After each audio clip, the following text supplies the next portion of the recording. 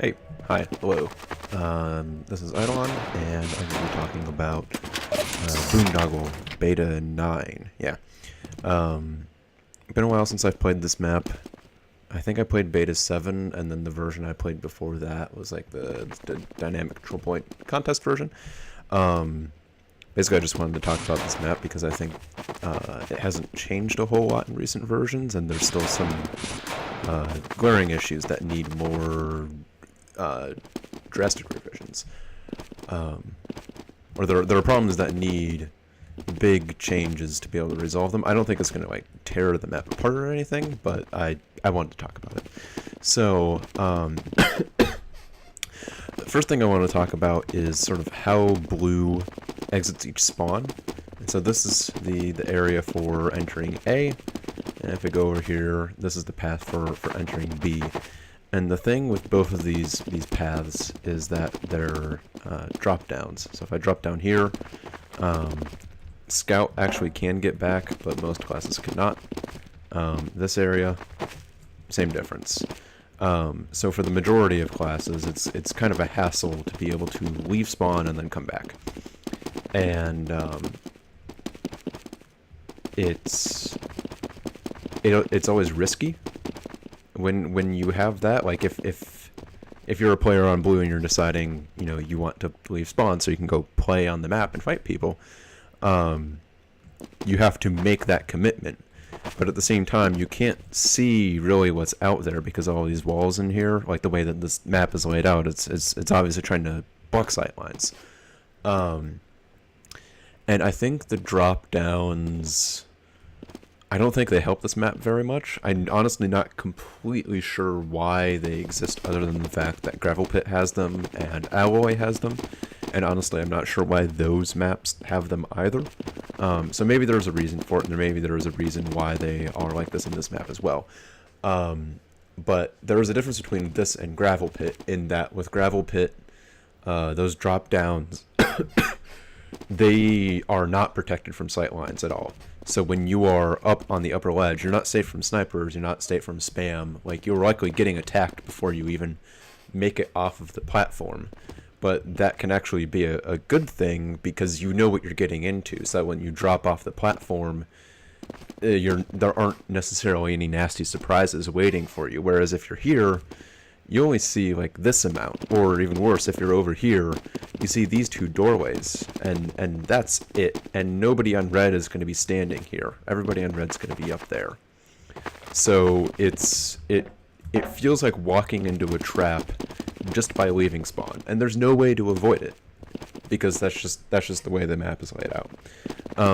So I would say either you should just remove the drop downs, make it so that blue can retreat back into their own spawn, and I don't think there would really be an issue with allowing this. Or the other thing is to reconfigure the map so that blue still has this height advantage. Like if this platform was raised so that the ledge was here, then blue could come out into this platform and they could see what's happening, and then they aren't necessarily walking directly into a trap. This also happens on A. I don't think I really need to talk about why. I think I've covered sort of like what the problems are because they apply to both points. I do want to talk about this area in particular though, because I think when you come out of these doors on blue, there's just nothing. There is no cover. The only thing to do is to walk forward to either one of these ramps, and then you're basically already at the point. Or you go this way, in which case you're taking a really, really long path to get around. And I think this is basically, you need cover because that's where players are going to hang out. Players want to be by cover so that when a enemy starts attacking them, they can take cover and they can stop taking damage. And that sort of allows them to play the game in an interesting way instead of just, you know, people standing, running back and forth, shooting at each other, seeing who has better aim. Giving players cover allows them to like actually have an interesting time playing the game. And so when you have this massive open area without any cover, what ends up happening is blue wants to hang out here because it allows them to have cover, and red wants to hang out all the way over here. And somebody has to walk from one point to the other, and it kind of has to be blue because red can sit there all day and they will win the game if they do that. So the other thing is that because red basically in terms of like red players trying to hang out near where blue players are going to come in, so essentially holding forward, they can't hold forward. The points of cover that they have that are closest to where blue players are coming out are also pretty much the same points of cover they have on the point itself. So red players don't really have a reason to be anywhere other than around the point itself. And that makes it less interesting for red because there's no risk for them to take. They can't gain any advantage by trying to push forward and hold forward away from the point and allowing themselves to be flanked. Essentially, they just want to sit on the point, and that's really all they can do. That is their best option at pretty much all times for this point. I'm going to go over to B, or A, rather, because I think this point is more interesting, because red has places to hold forward. So red can be here. They can use like these fences as a piece of cover, even though they have a height disadvantage. Blue has sort of not a whole lot of room to maneuver here. Plus, like, basically both players are sort of in control of using that cover. So like red can hang out here, and they have a decent place to retreat, like immediately, both there and back into here, or back this way. Especially if red has a sentry set up, then they can back up, and then they're sort of protected by the sentry, and blue won't be able to attack them anymore. So I think A is definitely a stronger point, but it's let down again by the way that blue leaves spawn. And I think it's also maybe let down by red not having great places to hold forward. Like, they can hold forward here, but it's going to be difficult, and if blue puts together a decent attack, they will probably be taken out immediately. So red's going to want to hang out in this building, and then the pickups are not particularly strong. I think another thing is that the point for A is the point itself is pretty defensible, but it is a lot further back. If you look at A or B for Gravel Pit and maybe Alloy, I don't remember. Yeah, I guess Alloy A is pretty far back. If you look at Gravel Pit A and B, both of those points are sort of in the middle of the area, so that red isn't just kind of coming out of their connector and then immediately being able to defend the point. But then, like, the buildings that house A and B are more defensible on their own, which makes it okay for them to be sort of out in the middle of the area rather than on red's side. I'm kind of rambling at this point because I don't really know what I'm talking about, but I think A could be better, and I suspect that part of the get on the cap, fellas, is this far back. But I'm honestly not sure. It might also be a thing of just this not being a particularly wide area. I don't know.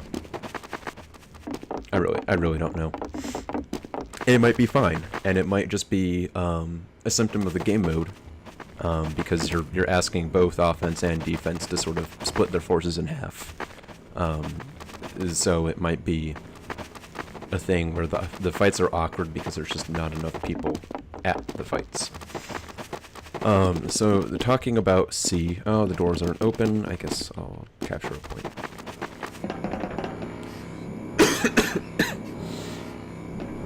So the main thing with C is that it's very wide. I think this is a problem with Alloy as well. I have this gripe with that map as well, which, these doors aren't open. The gripe that I have is that it's rather wide.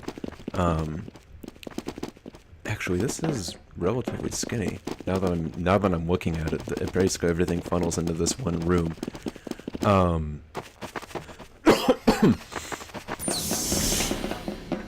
It might be a problem of just not having enough players, or because of the fact that players are getting split up on these two sides.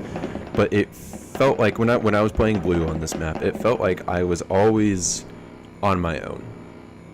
I was very rarely with even one teammate, maybe two. I got it! We have been awarded And additional time. this is Team Fortress 2. You want to be with teammates. That's how the game becomes fun.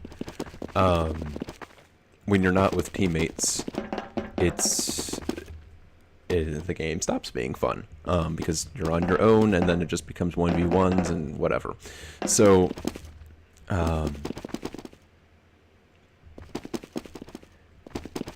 I don't know 100% how you address this. I think part of it might be that there's so many doorways into this connector. So, I need to think about what I'm saying here. Essentially, you've already split blue up into two sides. When they're attacking C, either they get to C by going through B, or they get to C by going through A. So you've already split the forces in half. And then there are also two more doorways that split it up even more. So by the time you've actually gotten to this connector, you've essentially taken the blue team and split it up into 4 distinct sections. And I also think excuse me. I could be wrong about this, but I think that there is a low respawn timer for blue to make up for the fact that they have to walk a long distance and red is spawning a lot closer. When you make the respawn time really low, what ends up happening is, because Team Fortress 2 tries to coordinate all of its spawns in waves so that people all respawn at the same time. If people are, it adjusts respawn times so that people spawn at the same time, essentially, so that you have groups of people leaving spawn, so that they're working together, and then the game becomes more fun. When you make the respawn timer really short, what ends up happening is that players are less likely to be spawned at the same time, and so they're going to be leaving a spawn alone. And when that happens, it's sort of a self-reinforcing loop where a player leaves spawn, they have no teammates, they get to the front lines, they're completely alone, they get wiped out by defense, they respawn back at spawn, and they leave spawn alone again, and it's just this constant stream of people leaving spawn on their own and then getting picked off one by one because there's only one blue player at a time coming to attack. And part of this is because of the respawn times, part of this is also just because that's what happens in a pub game where people aren't talking to each other. If this was a competitive format where people are actually talking to each other and coordinated, then obviously they could combat that by just saying like, hey, I'm going to hang out for a little bit and wait for you guys to come up, and then we can attack as a group. But that's just not going to happen. People kind of blindly walk forward. If they have no reason to be standing still other than waiting for teammates, they're going to run forward anyways, because it's sort of what they're supposed to be doing. And they don't have a plan already set up with their teammates. They don't know what's going to happen.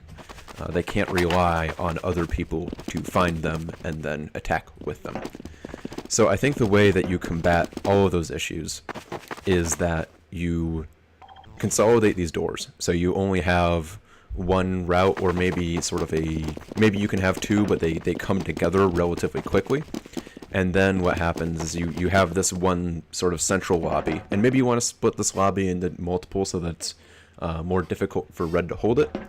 But I think what you want to do is either you have one doorway coming in from B and one doorway coming in from A, or what you do is you have sort of a main route going to B and a main route going to A, and then say there is a second door that comes into B from here. So like if I'm standing here, there's sort of just one route that goes straight to B, but then there's an offshoot. So maybe there's a doorway right here, and then if I take that, then I end up there.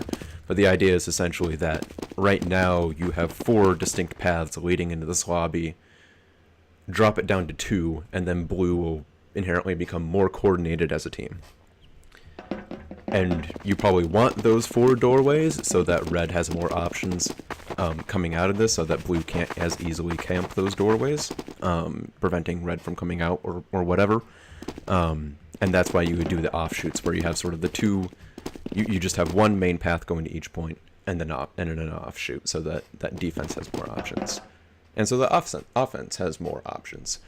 And then what you can also do in conjunction with that is to make those routes more useful for blue. So blue has to deal with the really long walk times coming from spawn. And I don't think there's any way around that except just taking A and B and trying to shrink them. I don't know how much you'll actually be able to do that, but it is an idea. The other thing you can do is just make it so that blue has an easier time getting into this lobby. So when I was playing this map earlier today, most of the time blue was trying to get into this room. Blue was not trying to get into this room. Very rarely it did actually happen, and we did actually eventually win the match. Oh, gotta player clip that. But most of the time we were trying to push into this room, and part of that was because, the lack of coordination. People are coming in one by one, and part of it was just because red doesn't have to walk as long. So naturally the teams are going to meet at different points.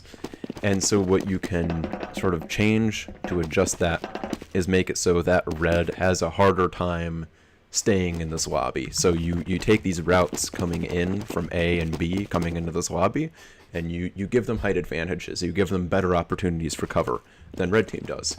And then what that forces red team to hold further back. And then that sort of that is altering where that line of play is happening, and then that's sort of how you adjust for the fact that blue has to walk such a long distance. Yeah. So, oh boy, this is a 17-minute video, isn't it? So yeah, I think that's pretty much everything I have to say. I think the C point is kind of cool, but like, I don't necessarily know how it plays because so much of the game isn't actually played in this room. It's played in the room right before it. So I think if you can adjust for that, then the map will play a lot better. Blue will get more coordinated because they have an easier time at this area, and they also have fewer opportunities to get separated from their teammates.